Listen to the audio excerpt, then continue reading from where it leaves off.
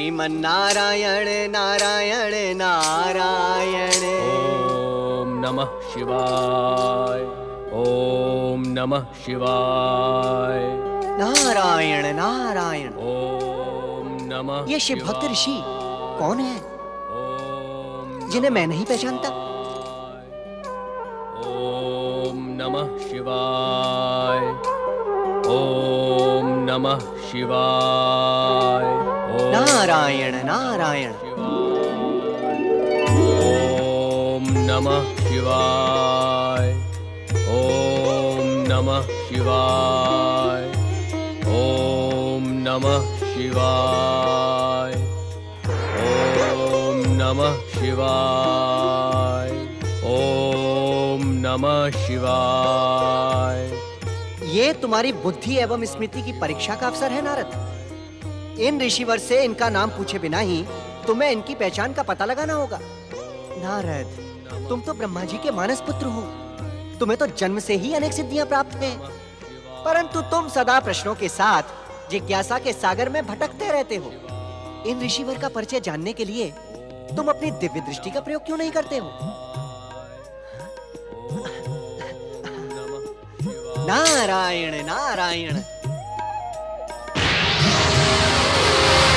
ओम नमः शिवाय, ओम नमः शिवाय।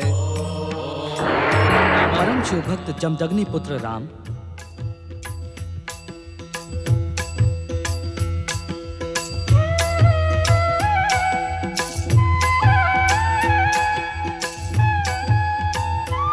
परम शिव भक्त जमदग्नि पुत्र राम, हम तुम्हारी तपस्या और शिव आराधना से प्रसन्न होकर तुम्हें यह अपराजय परशु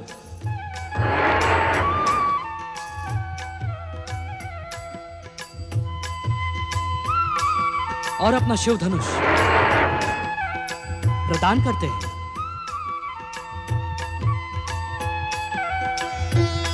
आज से तुम राम नहीं परशुराम के नाम से विख्यात होगे। जगत पालक भगवान श्री हरि विष्णु के अवतार परशुराम का नाम धर्म, न्याय और नीति के इतिहास में अमर होगा। भोलेनाथ, आपकी कृपा पाकर मैं धन्य हुआ। तुम्हारा कल्याण हो भक्त शिरोमणि।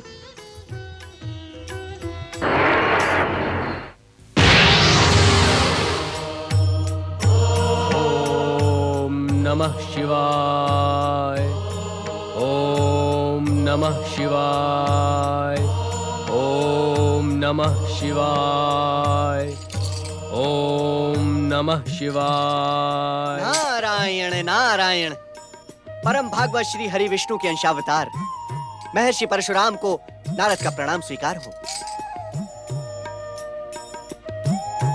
प्रणाम देवर्षि नारद।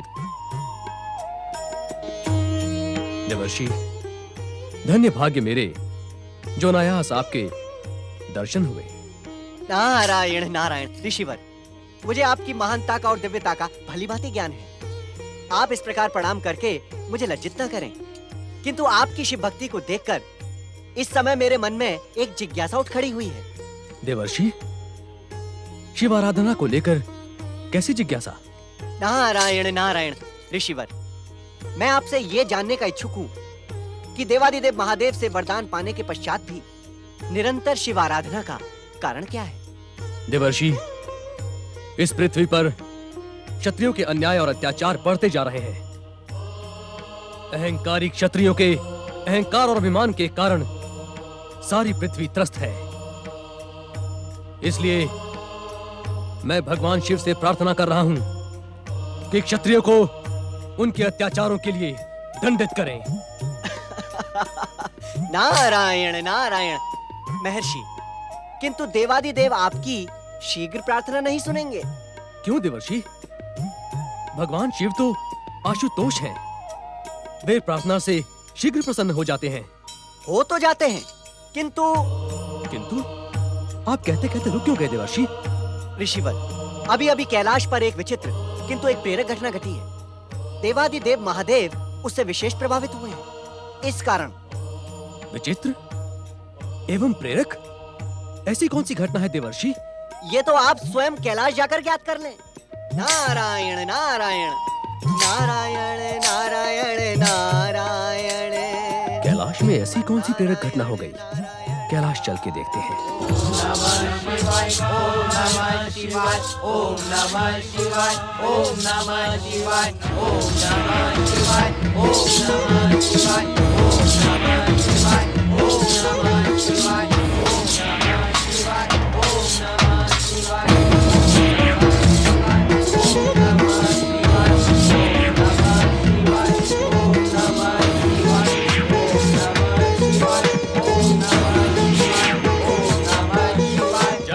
शिव शंकर।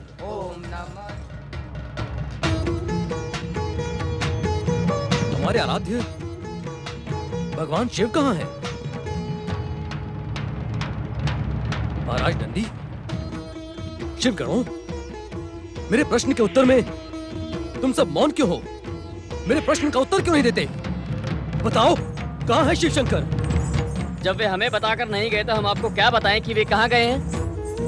शिव गणों, तुम शिव के सेवक और कैलाश के रक्षक हो। शिव कहाँ जाते हैं ये ज्ञात रखना तुम्हारा कर्तव्य है। अतिशीघ्र बताओ, कहाँ है भोलेनाथ?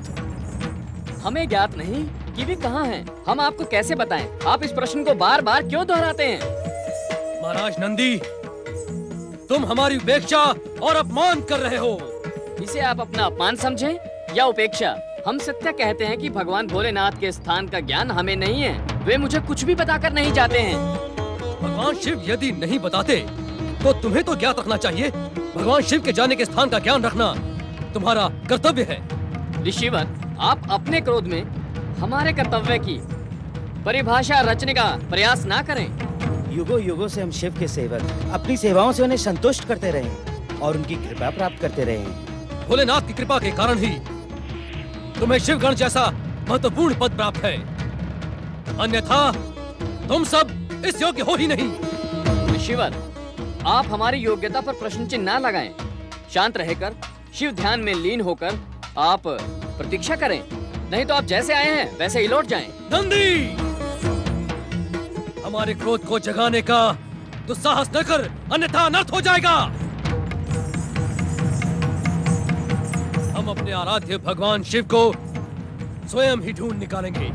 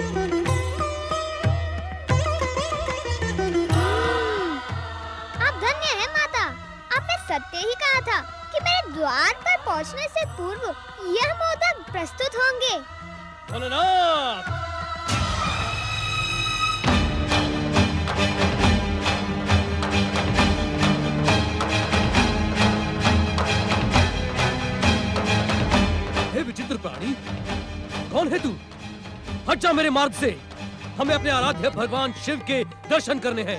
विचित्र प्राणी मैं हूँ अथवा तुम?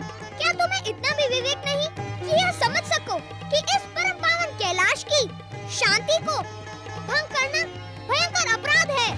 ए विचित्र प्राणी, पहले ये बता कि तू है कौन और हमारा मार्ग रोकने का अधिकार तुझे किसने दिया?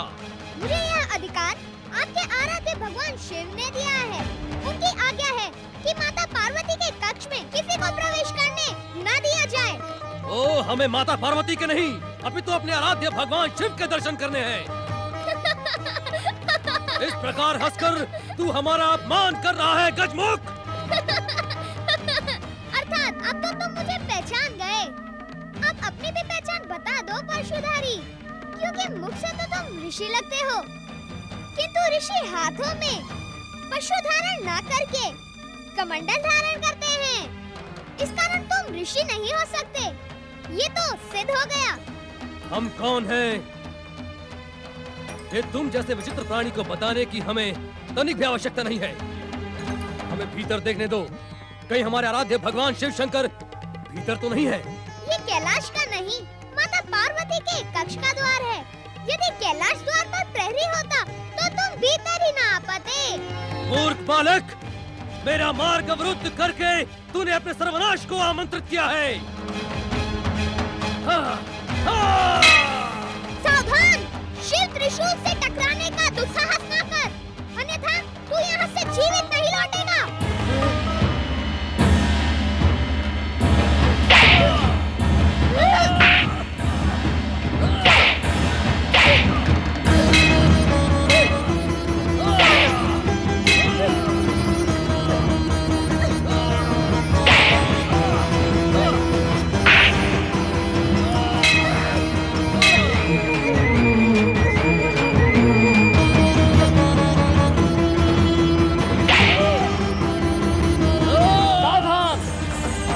साधु, तू नहीं जानता कि तू क्या कर रहा है, तू किससे टकरा रहा है।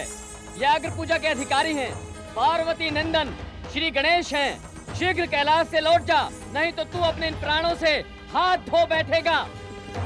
पुत्र यदि पुत्र की मर्यादा भूल जाए तो उसे दंडित करना गुरु का कर्तव्य होता है। ये विचित्र प्राणी मेरे मार्ग में क्यों आ रहा है? ये श्री गणेश शिव आज्ञा से द्वार के प्रहरी हैं। भक्त और भगवान के मध्य कोई प्रहरी नहीं होता। इस तरह मेरा अपमान और मुझ पर प्रहार करके इसने अपने सर्वनाश को आमंत्रित किया है। ये त्रिशूल मेरे पिताश्री शिव शंकर का है। इससे किसी के प्राणों को लेने का अधिकार मुझे नहीं है। इसलिए अंतिम बार कह रहा हूँ, जैसे आए हो वैसे ही लौट जाओ, अन्यथा परिणाम भयानक होगा।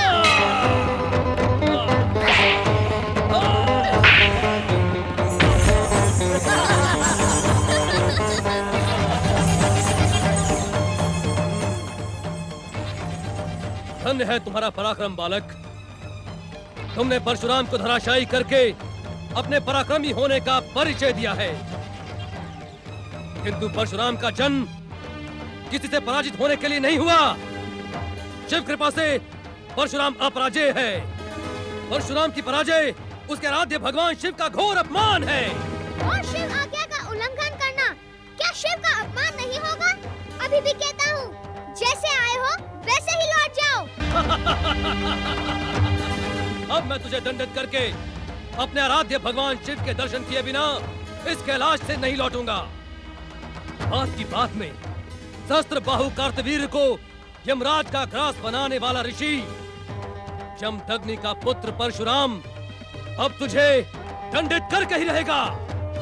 हठी पुरुष, मैं अहंकारी कार्तवीर्य नहीं हूँ जो तेरे प्रहार से यमराज का ग्रास बन जाए। अब तेरे क्रोध और हठ को सत्य का दर्शन कराने के लिए मैं धर्म को साक्षी मानकर तुझे दंडित करता हूँ।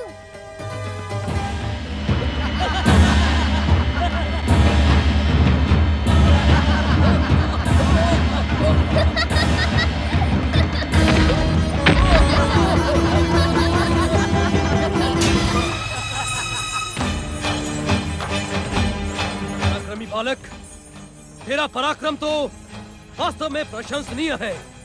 वाह!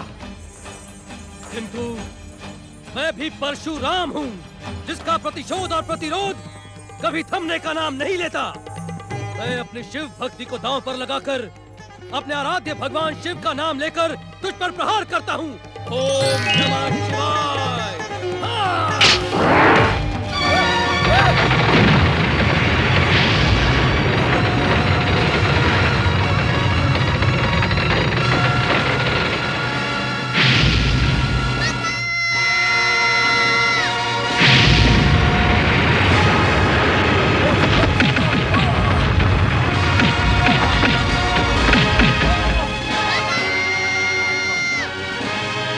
श्री गणेश, ओम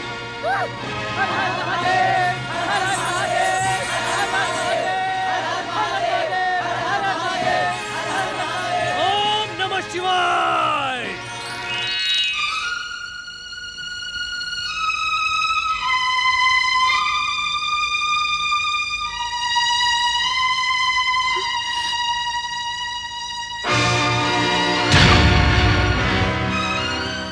ये अनर्थ तुम्हारे साथ किसने किया पुत्र गणेश?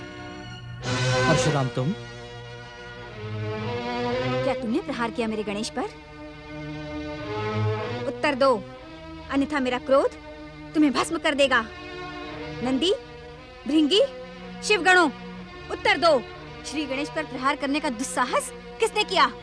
माता, इन्होंने आते ही क्रोधित होकर हम सबको प्रताड़ित किया और श्री गणेश से युद्ध करने लगे। माता, इन्हीं के परशु प्रहार से श्री गणेश का बायां दांत खंडित हुआ।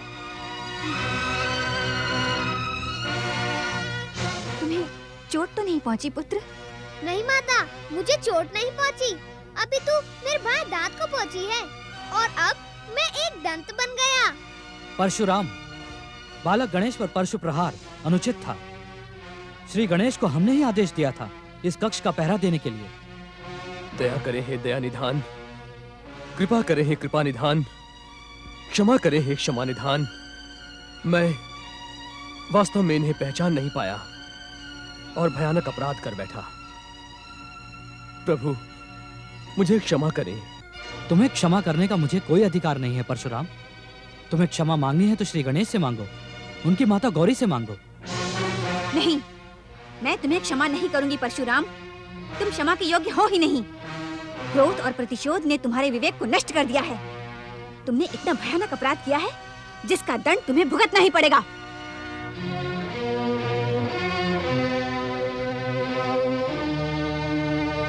हे ममतामयी जगदम्बा, हे शक्ति स्वरूपा, अपने इस पुत्र के ज्ञान को क्षमा कर दें। वास्तव में हमसे भयानक अपराध हुआ है, किंतु आप तो माता हैं और माता अपने पुत्र के भयानक से भयानक अपराध को क्षण भर में क्षमा कर देती है।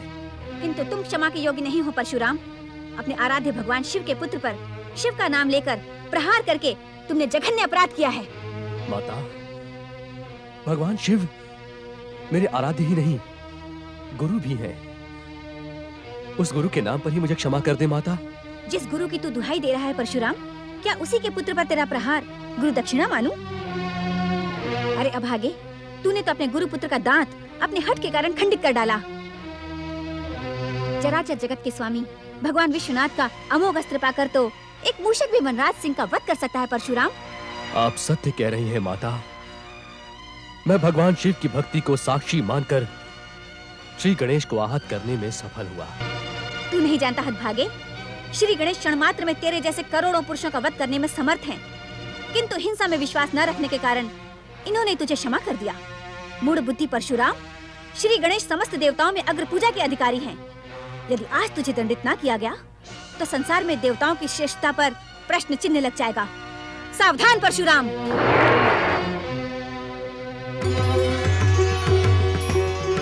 श्री गणेश, जिस प्रकार तुम हमारे श्री महागणेश के अवतार हो, उसी प्रकार श्री परशुराम भगवान श्री हरि विष्णु के अंशावतार हैं। तुम्हें एक दंत बनाने के लिए ये लीला हमारे द्वारा ही रची गई थी। इस कारण माता पार्वती के क्रोध से परशुराम जी की रक्षा करो तथा इन्हें उचित सम्मान प्रदान करो।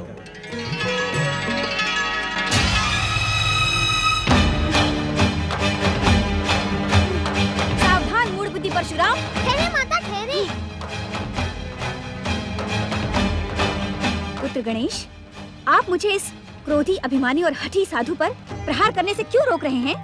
क्षमा करें माता, महर्षि परशुराम आपके क्रोध के नहीं, सम्मान और कृपा के पात्र हैं। ये तुम क्या कह रहे हो पुत्र गणेश? जिसके अहंकार ने अग्र पूजा के अधिकारी गौरी पुत्र श्री गणेश पर प्रहार करने का दुस्साहस किया हो, तुम उसे हमारे सम्मान और कृपा का अधिकारी बता रहे हो? आप क्रोध का त्याग करें माता। महर्षि परशुराम जगत पालक भगवान श्री हरि विष्णु के अंशावतार हैं। परम देव श्री महागणेश की कृपा से अभी अभी मुझे इस सत्य का ज्ञान हुआ है कि इन्होंने जो कुछ भी किया वह हमें एक दंत बनाने के लिए परम आवश्यक था।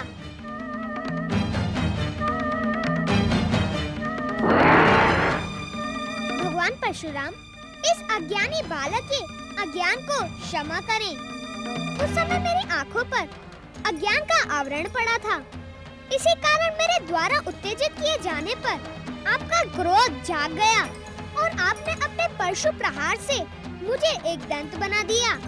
भगवान, अपनी इच्छा मात्र पर आप मेरा मस्तक भी उड़ा सकते थे, किंतु भयानक क्रोध के मध्य आपका धैर्य प्रशंसनीय है। मुझे क्षमा कर दे भगवान। आप धन्य है माता, और धन्य है आपका ये पुत्र श्री गणेश। इन्होंने मुझे अज्ञानी को न केवल अपनी महानता अपितु मुझे सत्य का भी ज्ञान करवाया। मुझे क्षमा करें माता। भगवान परशुराम, जिस प्रकार मेरे द्वारा प्रकट किए श्री गणेश का मस्तक कटकर गजानन बनना आवश्यक था, उसी प्रकार इनका एक दंत बनना भी स्वयं श्री महागणेश की लीला का एक अंग था। न आप लज्जित हो, न मुझे लज्जित करें। जो कुछ भी हुआ वो शुभ ही हुआ, ये समझकर शोक का त्याग करें और श्री गणेश को बुद्धि, सिद्धि और सफलता का आशीर्वाद प्रदान करें। माता, मैं तो स्वयं परम देव श्री महागणेश के अवतार, अग्र पूजा के अधिकारी गजानन श्री गणेश के आशीर्वाद का आकांक्षी हूं।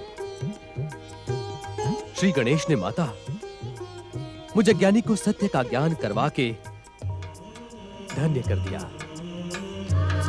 माता, किसी भी व्यक्ति को क्रोध करने से पूर्व धैर्य, संयम और विवेक से उस स्थिति पर विचार कर लेना चाहिए।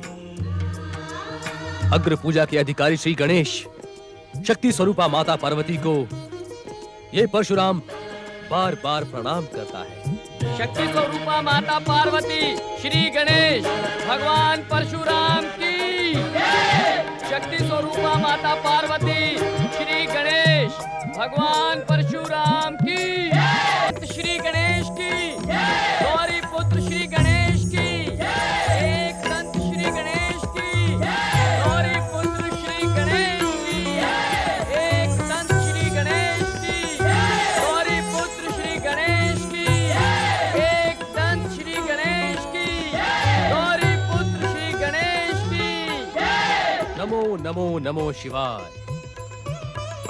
मेरे आराध्य भगवान शिव शंकर, शक्ति स्वरूपा माता पार्वती की कृपा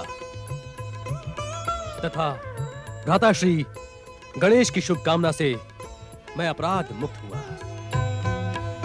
भोलेनाथ, आपकी कृपा के कारण ही ये सब संभव हुआ है। हमारे कारण कैसे परशुराम? जब देवी पार्वती का क्रोध चरम सीमा पर था, तब हम वो स्थान ही छोड़कर चले आए थे। नारायण नारायण नारायण, श्रीमन नारायण नारायण नारायण, नारायण नारायण। अग्र पूजा के अधिकारी श्री गणेश को प्रणाम। ओम नमः शिवाय। प्रणाम माता पार्वती। प्रणाम महर्षि परशुराम। प्रणाम। इतनी शीघ्र तुम्हारे कैलाश आने का हमें तो कोई विशेष कारण दिखाई नहीं पड़ता नारद। नारायण नारायण महादेव, जब से मैंने गजानन श्री गणेश की मनमोहक छवि के दर्शन किए हैं, तब से मेरा मन बार बार इन्हीं मनमोहन को देखने को करता है। इसी कारण मैं नारायण नारायण। देवर्षि, आपने मुझे कैलाश पर किसी विशेष घटना का संकेत तो दिया था, किंतु ये क्यों नहीं बताया कि गौरी पुत्र गजानन श्री गणेश कैलाश में प्रकट हो चुके हैं? देवर्षि, यदि आप मुझे उसी समय श्री गणेश के प्रकट होने का ज्ञान करवा देते, तो मैं भला श्री गणेश से संघर्ष करने का साहस क्यों करता? संघर्ष? नारायण नारायण। हाँ देवर्षि, संघर्ष। आपने परशुराम को इसी कारण शिव आराधना से जगाया कि इनके और श्री गणेश के मध्य संघर्ष हो, जिससे श्री गणेश एक दंत बन जाए।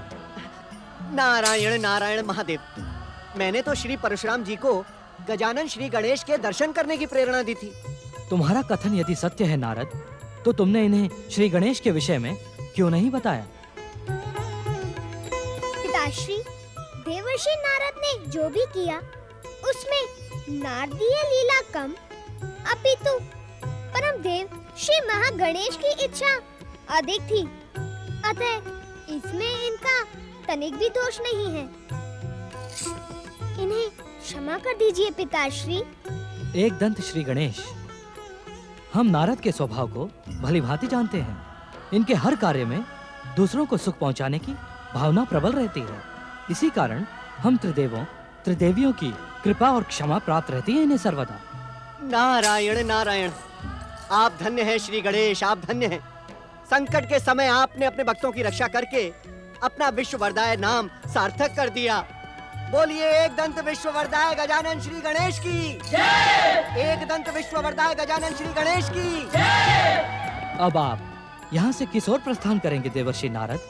स्वामी, आपने अपने परम भक्त नारद को कभी अपना अतिथि तो बनाया नहीं। अतिथि बनाने के स्थान पर आप इनसे प्रस्थान के विषय में क्यों पूछ रहे हैं? नारायण नारायण माता, भोलेनाथ ने मुझे उचित समय पर संकेत दिया है। मैं यहाँ से अपने गुरु देवगुरु बृहस्पति के दर्शनों के लिए स्वर्गलोक जाने के लिए सोच ही रहा था। आप सभी के एक साथ दर्शन पाकर मैं कृतार्थ हुआ। ओम नमः शिवाय। गजानन श्री गणेश की जय। गौरी पुत्र श्री गणेश की जय।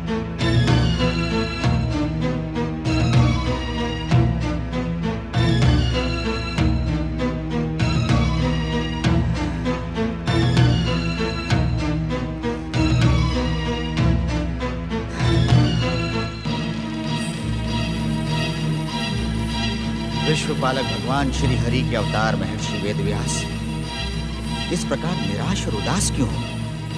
तुम सर्वसमर्थ हो, तुम्हें किसी की सहायता की कामना नहीं करनी चाहिए। लेखनी उठाओ और अपने विचारों को शब्द दो। लेखनी उठाओ वेदव्यास, लेखनी उठाओ। विचारों के इस बवंडर में कहीं तुम्हारी पुराण रचना के शब्द खो न जाए। विलंब ना करो, लेखनी उठाओ वेदव्यास, लेखनी उठाओ।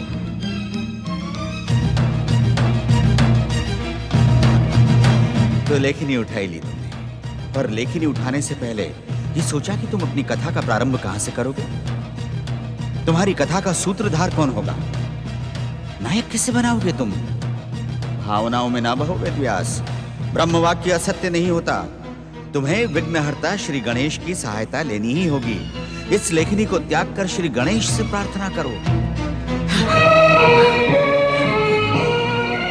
ये क्या महर्षि, आपने अपनी लेखनी का त्याग कर दिया? मैं क्या करूं त्रिताजी, मुझे कुछ समझ में नहीं आ रहा है। पुराण लेखन के विचार आपस में टकरा टकरा कर मुझे निर्बल बना रहे हैं। मैं कुछ नहीं कर पा रहा हूं। तुम मेरी सहायता करो। मैं आपकी क्या सहायता करूंगी महर्षि? मैं तो स्वर्ग की एक अप्सरा हूँ, जिसे आपने अपनी चरण सेवा का अवसर दिया है। तुम स्वर्ग की अप्सरा अवश्य हो, परंतु स्वर्ग त्यागने के बाद इस वेदव्यास के जीवन को संवारने का काम तुमने एक ऋषि पत्नी के समान कितनी कुशलता से किया है। तुम मेरा मार्गदर्शन कर सकती हो। स्वामी, मैं ब्रह्मलोक गई थी। परमपिता ब्रह्मा जी भी आपकी दुविधा से चिंतित हैं। तो क्या परमपिता ने मेरी दुविधा के अंत का कोई उपाय नहीं बताया? बताया। परमपिता ने कहा, एक ही बात बार बार दोहराने से कोई लाभ नहीं होता। महर्षि की दुविधा का अंत केवल और केवल गिरजानंदन मंगल मूर्ति श्री गणेश ही कर सकते हैं। पर वे तो मेरी प्रार्थना सुनना ही नहीं चाहते, मुझ पर प्रसन्न होना ही नहीं चाहते। अपनी माता के समान किसी को वरदान देने से पहले कठोर परीक्षाएं लेते हैं। नहीं ऋषिवर, वे तो प्रार्थना मात्र से ही प्रसन्न हो जाते हैं। परम दयालु है मंगल मूर्ति श्री गणेश। क्षमा कीजिए स्वामी, कहीं न कहीं उनकी आराधना में आपसे कोई। हाँ, तुम सच कह रही हो। मैंने मन के समर्पण के साथ श्री गणेश की आराधना नहीं की। मुझे अवतारी होने का अभिमान हो गया था, और अभिमानी वेदव्यास पर विघ्नहर्ता कृपा क्यों करेंगे? तुम्हारी प्रेरणा से मेरा मन गणेश भक्ति में लीन हो जाना चाहता है। सद्गुण सदन गणपति की जय जयकार ही उन्हें प्रसन्न करने का सबसे सरल उपाय है। महर्षि वेदव्यास,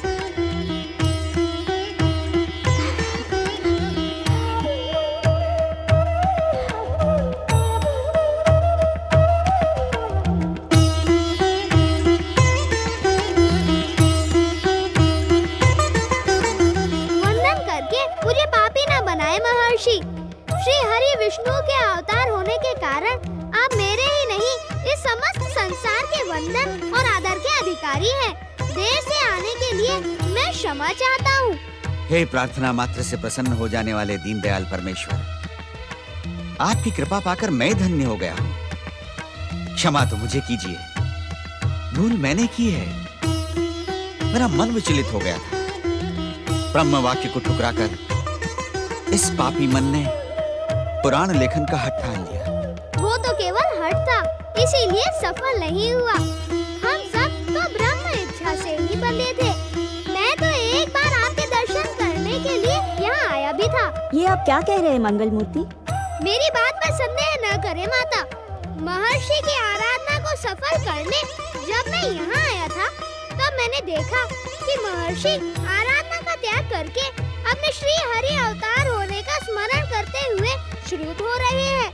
ऐसे में आराधना का सुफल देखकर तपस्या की परंपरा का अपमान होता, इसीलिए मैं लौट गया। परंतु आज पिताश्री भगवान शिव की आज्ञा से मैं पुनः यहाँ आया हूँ। आप तो सबके प्रति करुणा रखने वाले हैं, सबके अग्र पूज्य हैं। मुझे आपकी आराधना का त्याग नहीं करना चाहिए था प्रभु। देवी धृताची के कारण मुझे अपनी भूल का पश्चाताप है। मुझे विश्वास है कि भक्तवत्सल और क्षमा निधान श्री गणेश मेरी भूल को क्षमा करेंगे। बार बार क्षमा की बात कहकर मुझे लज्जित न करे महर्षि। अब कहें मेरे लिए क्या आज्ञा है? हम आपकी कृपा और सहायता के आकांक्षी हैं गिरिजानंदन। आप तक ये संदेश पहुंच ही चुका होगा कि वेदों की रचना के बाद ब्रह्मदेव ने मुझे 18 पुराणों को लिखने का कार्य सौंपा। उन पुराणों की रचना का कर्तव्य पूरा करने में मैं स्वयं को असमर्थ पा रहा हूँ प्रभु। आप तो सर्व समर्थ हैं। अपनी ही लीला के वश में होकर मुझे प्रसन्न करने के लिए ऐसा कह रहे हैं।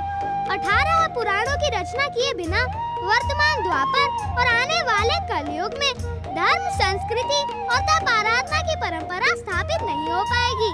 उसे तो पूरा करना ही होगा। तो मेरे विघ्नों का अंत करें शिवप्रिय। मैं आपसे एक अनुरोध करना चाहता हूँ महर्षि। अवश्य। पुराणों की रचना से पहले आप वर्तमान युग और उसकी दशा को दर्शाने वाले इतिहास की रचना करें। इतिहास की रचना? हाँ महर्षि, उस इतिहास के एक पात्र आप और माता धृताची भी होंगी। अपनी देवी दृष्टि से आप आने वाले भविष्य को देख सकेंगे, उसका विस्तृत और उचित चित्रण कर सकेंगे। मैं सर्वप्रथम आपका उसी रचना का सहायक बनूंगा। वर्तमान युग के उस महान इतिहास के पात्र मेरे साथ जगत पालक श्री हरि विष्णु के पूर्ण अवतार श्री कृष्ण और भरत वंश के राजपुरुष भी होंगे। परंतु उस इतिहास का नाम क्या होगा? जय महाकाव्य, जो भविष्य में महाभारत के नाम से प्रसिद्ध होगा। अब विलंब न करें, शीघ्र अपने विचारों को सुनाने का काम प्रारंभ करें। अवश्य गिरिजानंदन, अवश्य। आप पधारें।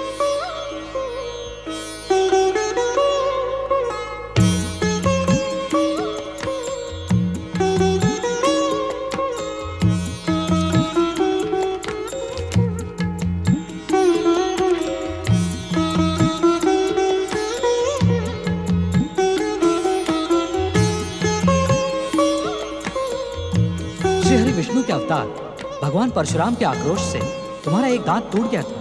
अब दूसरे अवतार महर्षि वेदव्यास भी कहीं तुम्हारे दांत पर मोह न कर बैठे, इसीलिए। महर्षि वेदव्यास के आश्रम में लेखनी की कोई कमी नहीं। वल्लभ, भीतर से लेखनी ले आओ। नहीं, उसमें तो समय नष्ट होगा। शुभ कार्यों में मुहूर्त का बड़ा महत्व होता है। परंतु लेखनी के बिना। लेखनी तो है माता।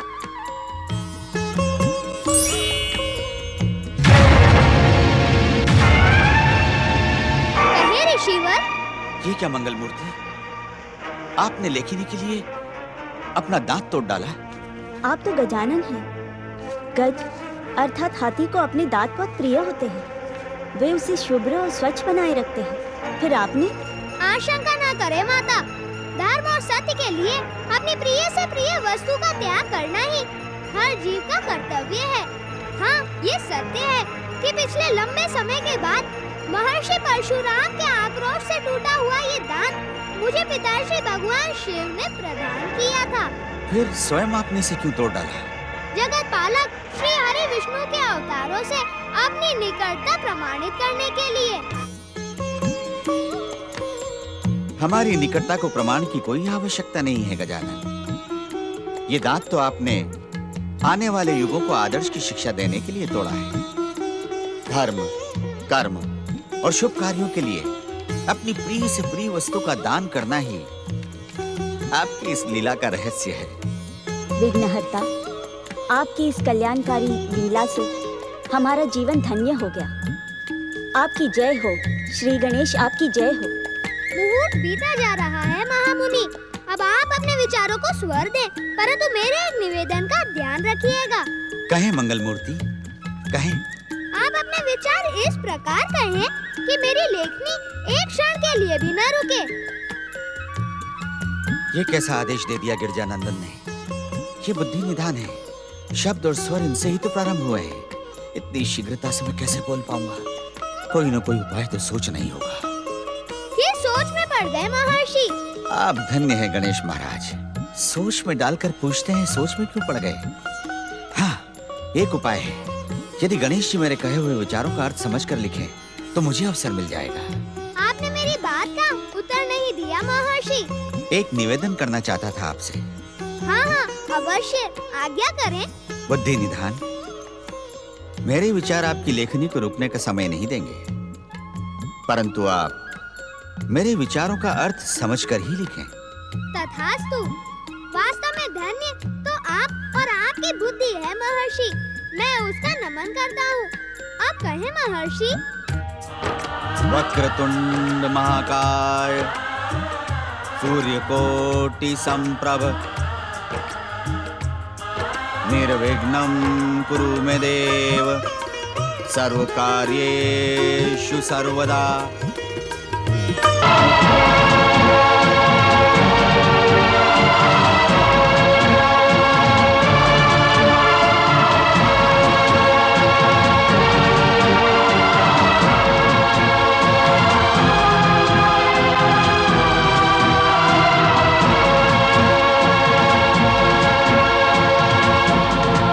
दिन, समय काल और भूख प्यास की चिंता किए बिना अनेक वर्षों तक महर्षि वेद व्यास के कथन को श्री गणेश लिखते रहे। शास्त्रों में 5वें वेद के रूप में आदर प्राप्त करने वाले इस ग्रंथ में धर्म, ज्ञान, वैराग्य, भक्ति योग, नीति, सदाचार, कर्म और आध्यात्म इत्यादि सभी विषयों का सार गर्भित विवेचन किया गया है।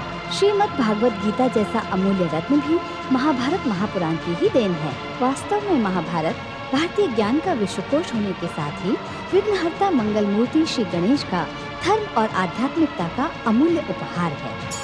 इति श्री जय महाकाव्य महापुराणम।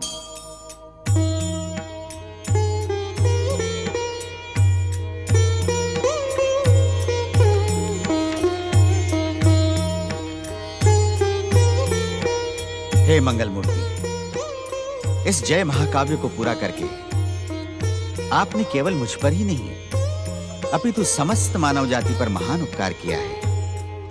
यदि आप मेरी सहायता ना करते तो मैं स्वयं तो इसे लिख ही ना पाता। हम सब नियति से बंधे हैं महर्षि। नियति द्वारा निश्चित कर्तव्य को ही मैंने पूरा किया है।